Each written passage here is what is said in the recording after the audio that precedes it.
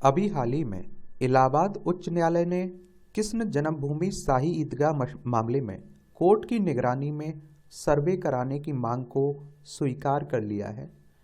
ये आप देखें, कृष्ण जन्मभूमि शाही ईदगाह का विवाद क्या है, ये माजरा पूरा क्या है, इस पर हम लोग बात कर लेते हैं और एक सामान्य जानकारी देख लेते हैं। और इससे जुड़ी हुई आप लोग कुछ पिक्चर्स भी अपनी स्क्रीन पर देख रहे होंगे। और देखिए, मथुरा की बात हो रही है। कहाँ की बात हो रही है? मथुरा की बात हो रही है। और आप देखेंगे कि उत्तर प्रदेश में मथुरा आपको देखने को मिलता है। और उत्तर प्रदेश में आप देखें, एक ज्ञानवापी का मामला भी हिंदू मुस्लिमों के बीच विवाद का एक कारण बना हुआ है, वो भी आप देखते हैं कि बनारस में देखने को मिलेगा। ये अयोध्या भी आप लोगों को उत्तर प्रदेश में ही देखने को मिलेगा, जहाँ आप देखते हैं कि राम मंदिर और बाबरी मस्जिद को लेकर विवाद बना हुआ था। बाद में आप देखेंगे सुप्रीम कोर्ट ने उस पर निर्णय दिया और वहाँ भव्य राम मंदिर बनाया जा रहा है। उत्तर प्रदेश राजनीति की दृष्टि से भी काफ़ी महत्वपूर्ण है और इस मुद्दे पर, इस तरह के जो भी मुद्दे रहते हैं उन पर राजनीति भी खूब होती है। लखनऊ इसकी राजधानी, अंतर्राष्ट्रीय सीमा नेपाल से लगती राज्यों में बिहार हो गया, झारखंड, छत्तीसगढ़, मध्य प्रदेश, राजस्थान, हरियाणा, हिमाचल प्रदेश, उत्तराखंड और दिल्ली से लगती है। विधानसभा में 403 सीटें हैं, विधान परिषद भी है जिसमें 100 सीटें देखने को मिलेगी, राज्यसभा में 31 सीटें हैं, लोकसभा में 80 सीटें हैं। और कहते हैं कि जो दिल्ली की गद्दी है ना, उसका रास्ता उत्तर प्रदेश से होकर जाता है और अधिकतर प्रधानमंत्री उत्तर प्रदेश से ही निकल के आए हुए हैं। तो आप देखेंगे कि इस मामले में हिंदू पक्ष के वकील विष्णु शंकर जैन ने कहा है कि एडवोकेट कमिश्नर की ओर से सर्वे के लिए अनुमति मिल गई है। और इन्होंने बीबीसी से बात करते हुए जैन ने कहा है कि एडवोकेट कमिश्नर की ओर से सर्वे की अनुमति दे दी गई है। अगली सुनवाई 18 दिसंबर को होगी, जब कोर्ट इससे जुड़े दूसरे पहलुओं जैसे सर्वे कौन करेगा और रिपोर्ट कब तक दाखिल की जाएगी आदि की शर्तों का फैसला करेगा। और इलाहाबाद उच्च न्यायालय में ऐसे तमाम केस लंबित हैं जिनमें दावा किया गया कि शाही ईदगाह मस्जिद हिंदू समुदाय से जुड़ी हुई है। और कहते हैं कि देश में 3000 से ज़्यादा स्थान हैं जहाँ हिंदू और मुस्लिमों के बीच विवाद का कारण बनी हुई है। और इसीलिए आप देखते हैं एक कानून लाया गया था, धार्मिक स्थल कानून, प्लेसेस ऑफ वर्शिप एक्ट 1991, उसके बारे में भी हम लोग आगे जानेंगे। और हिंदू समुदाय से जो लोग वहाँ प्रार्थना करने के लिए अधिकार मांग रहे हैं। और इन याचिकाकर्ताओं ने दावा किया कि शाही ईदगाह मस्जिद भगवान कृष्ण की जन्मभूमि पर बनी हुई है। और उनका तर्क है कि इस मस्जिद में ऐसे तमाम हिंदू धार्मिक प्रतीक भी हैं जो दिखाते हैं कि यह मस्जिद एक हिंदू धार्मिक स्थान पर बनाया गया है। और इसी वजह से कोर्ट की ओर से बनाए गए आयोग को तथ्यों को जुटाने की जरूरत है ताकि अदालत इस मामले में सुनवाई कर सके। और आप देखते हैं कि इसका लिखित आदेश आना शेष है। इस तरह की एक अदालत ने पिछले साल ज्ञानवापी मस्जिद के सर्वे के लिए आदेश जारी किया था, आपने सुना भी होगा।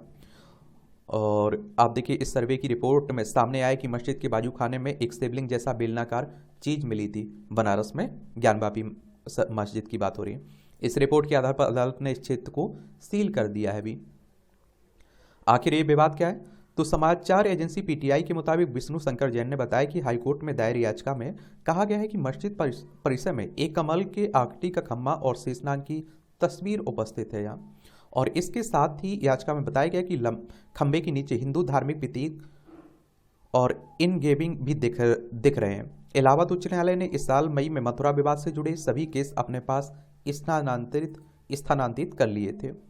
और इसके पहले सिविल कोर्ट में फरवरी 2020 में याचिका दायर की गई थी। शाही ईदगाह मस्जिद के श्री कृष्ण जन्मभूमि के ऊपर बनी हुई है, इसलिए उसे हटाया जाना चाहिए। साथ ही जमीन को लेकर 1968 में हुआ समझौता अवैध है, ये भी कहा गया था। और आप देखते हैं कोर्ट का कहना था कि याचिकाकर्ता कृष्ण विराजमान के अनुयायी हैं और कृष्ण विराजमान खुद केस नहीं कर सकते हैं।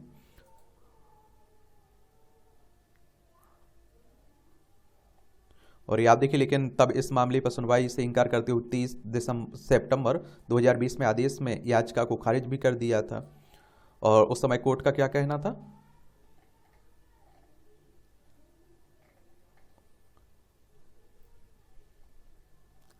उस समय कोर्ट का कहना था कि याचिकाकर्ता कृष्ण विराजमान के अनुयायी हैं और कृष्ण विराजमान खुद केस नहीं लड़ सकते हैं। इसके बाद हिंदू पक्ष ने मथुरा जिला जज कोर्ट में पुनरीक्षण याचिका दायर की थी। इसके बाद मथुरा कोर्ट ने याचिका को स्वीकार करते हुए कहा था कि सिविल कोर्ट इस पर सुनवाई करे।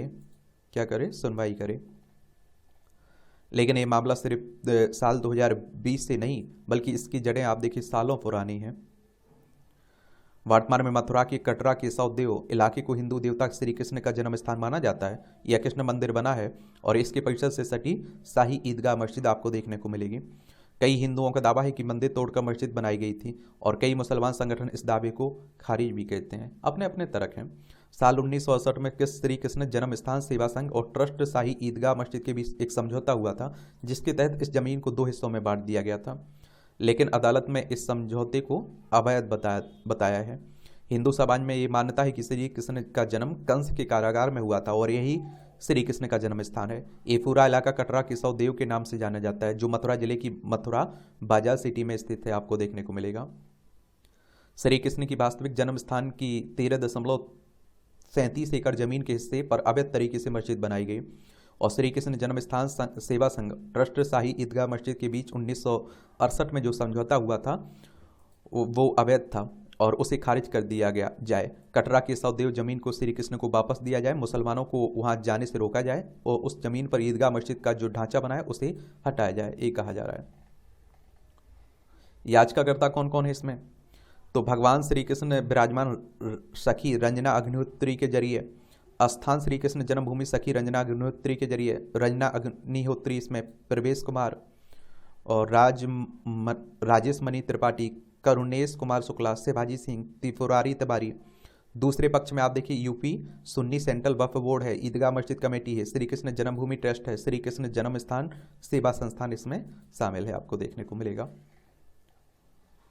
कैसे हुआ था ये विवाद? तो इस विवाद के मूल में 1968 में हुआ समझौता, जिससे श्री कृष्ण जन्म स्थान सेवा संघ और ट्रस्ट शाही मस्जिद ईदगाह ने जमीन विवाद को निपटाते हुए मंदिर और मस्जिद के लिए जमीन को लेकर समझौता कर लिया था। और लेकिन पूरे मालिकाना हक और मंदिर या मस्जिद में पहले किसका निर्माण हुआ था, इसे लेकर भी विवाद है। हिंदू पक्ष का दावा है कि इस मामले की शुरुआत सन 1668 से हुई थी और इसे लेकर कई बार मुकदमे भी हो चुके हैं। याचिका में क्या कहा गया था? तो सिविल कोर्ट में दायर याचिका में हिंदू पक्ष का कहना है कि मथुरा भगवान श्री कृष्ण का जन्म स्थान है, जहां भारत और विदेशों से तीर्थयात्री दर्शन के लिए आते हैं। हिंदू राजाओं ने कटरा के केशव देव में बने मंदिर के समय समय पर निर्माण और मरम्मत कराई थी। सन 1668 में ओरछा के राजा वीर सिंह देव बुंदेला ने कटरा केशव देव में श्री कृष्ण का मंदिर बनवाया था, उसे ठीक करवाया था। इस पर आप देखिए 33 लाख रुपए खर्च हुए। कुछ किताबों के हवाले से हिंदू पक्ष का दावा है कि मुगल शासक औरंगजेब ने हिंदू धार्मिक स्थानों और मंदिरों को तोड़ने के आदेश दिए थे। औरंगजेब आप देखिए 1658 से 1707 तक रहता है ना। और इसमें कटरा के केशव देव मथुरा के श्री कृष्ण मंदिर को 1669-70 में तोड़ने का आदेश दिया गया था। इस मंदिर को तोड़कर एक मस्जिद बनाई गई थी, जिसे ईदगाह मस्जिद नाम दिया गया। एक कुछ किताबों का हवाला देकर हिंदू पक्ष कहता है। इसके बाद मराठाओं ने 1770 में मुगल शासकों से गोवर्धन में युद्ध जीतकर यहाँ से फिर मंदिर बनवाया, और लेकिन ईस्ट इंडिया कंपनी के आने के बाद मथुरा का इलाका उनके तहत आ गया और जिसने इसे नजूल भूमि घोषित किया। नजूल भूमि वो होती है जिस पर आप देखेंगे किसी का भी मालिकाना हक नहीं होता है। ऐसी जमीन को सरकार अपने अधिकार में लेकर इस्तेमाल करती है। और 1815 में कटरा केशव देव की 13.63 एकड़ जमीन को नीलाम कर दिया गया। तब राजा पटनीमल ने सबसे ज़्यादा बोली लगाकर इसे खरीद लिया। इसके बाद ये जमीन राजा पटनीमल के वंशज राजा नरसिंह दास के पास चली गई। जब मुस्लिम पक्ष ने राजा पटनीमल के मालिकाना हक को लेकर आपत्ति जताई, लेकिन कोर्ट ने उसे खारिज कर दिया था। इसके बाद आप देखिए 8 फरवरी 1944 को राजा पटनीमल के वंशजों राय बिशन दास और राय आनंद दास ने 13.37 एकड़ की ये जमीन मदन मोहन मालवीय, गोस्वामी गणेश दत्त और भीखेन लाल जी आत्रे के नाम कर दी थी, जिसके लिए जुगल किशोर बिड़ला ने 13,400 रुपये का भुगतान किया था। इसके बाद भी मुस्लिम पक्ष ने 1946 में खरीद बिक्री पर सवाल उठाया था, इसे भी खारिज कर दिया गया और पिछला आदेश ही मान्य रहा। और इसके बाद आप देखिए जुगल किशोर बिड़ला ने इस जमीन के विकास और भव्य कृष्ण मंदिर के निर्माण के लिए 21 फरवरी 1951 को श्री कृष्ण जन्मभूमि ट्रस्ट बनाया। उन्होंने 13.37 एकड़ की जमीन को भगवान श्री कृष्ण विराजमान को समर्पित कर दिया, लेकिन पूरी जमीन पर कृष्ण मंदिर का निर्माण नहीं हो सका। ट्रस्ट 1954 में निष्क्रिय हो गया। इसके बाद आप देखिए 1 मई 1958 को श्री कृष्ण जन्म स्थान सेवा संघ नाम से एक सोसाइटी बनाई गई। बाद में इसका नाम श्री कृष्ण जन्म स्थान सेवा संस्थान कर दिया गया। याचिका में कहा गया कि सोसाइटी पूरी तरह ट्रस्ट से अलग थी और इसके बाद ट्रस्ट की ओर से कार्रवाई करने का अधिकार नहीं था। और इसके बाद आप देखिए मुस्लिम पक्ष ने जमीन को लेकर फिर से कोर्ट में अर्जी दाखिल की। इस समय श्री कृष्ण जन्म स्थान सेवा संघ और ट्रस्ट शाही ईदगाह मस्जिद की भी विवाद था।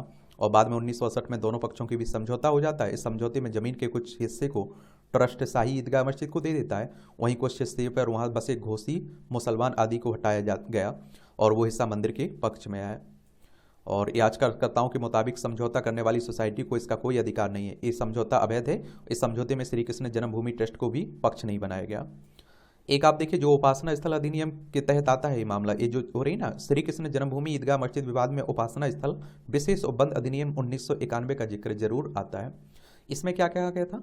इस अधिनियम में कहा गया था कि 15 अगस्त 1947 के पहले जो कुछ भी हुआ, चाहे वो मंदिर तोड़े गए हो, मस्जिद तोड़ी गई हो, उन सबको भूलना होगा। लेकिन 15 अगस्त 1947 को एक डेट जो तय की गई थी, यहाँ जिस दिन मंदिर है वहाँ हमेशा मंदिर रहेगा, जहाँ मस्जिद है वहाँ हमेशा मस्जिद रहेगी, कोई धार्मिक स्थल में परिवर्तन नहीं किया जाएगा। लेकिन राम जन्मभूमि और बाबरी मस्जिद के विवाद को इससे अलग रखा गया था, ठीक है। लेकिन इसी कानून को, इसी अधिनियम को चुनौती दी गई है। इस अधिनियम के मुताबिक भारत में 15 अगस्त 1947 को जो धार्मिक स्थान जिस स्वरूप में था वह उसी स्वरूप में रहेगा। इस मामले में अयोध्या विवाद को छूट दी गई थी। लेकिन श्री कृष्ण जन्मभूमि विवाद पर अगर सुनवाई होती है तो सवाल उठता है कि उपासना अधिनियम कानून के तहत क्यों नहीं आता है। और इस मामले में याचिकाकर्ता रंजना गंगोत्री ने बीबीसी संवाददाता कमलेश मठेनी के साथ बातचीत में इस मुद्दे पर अपना रुख भी स्पष्ट किया। उनका कहना है कि अधिनियम की धारा 4(3)(b) के कारण ये मामला उपासना अधिनियम के तहत नहीं आता है। इस धारा के मुताबिक कोई वाद, अपील या अन्य कार्रवाई जिसका इस अधिनियम के बनने से पहले न्यायालय अधिकरण या अन्य प्राधिकरण में निपटारा कर दिया गया, उसे इस कानून से छूट प्राप्त होगी। इस मामले में 1968 में दोनों समूहों के बीच समझौता हो गया, जिसका आदेश 1973-1974 में दिया गया था। तो इस तरह से आप देखेंगे इस विवाद की कहानी यही है। बाकी आगे देखते हैं क्या क्या होता है। आपका कोई सवाल हो मेरे लिए, सुझाव हो तो ज़रूर आप लोग बताइएगा।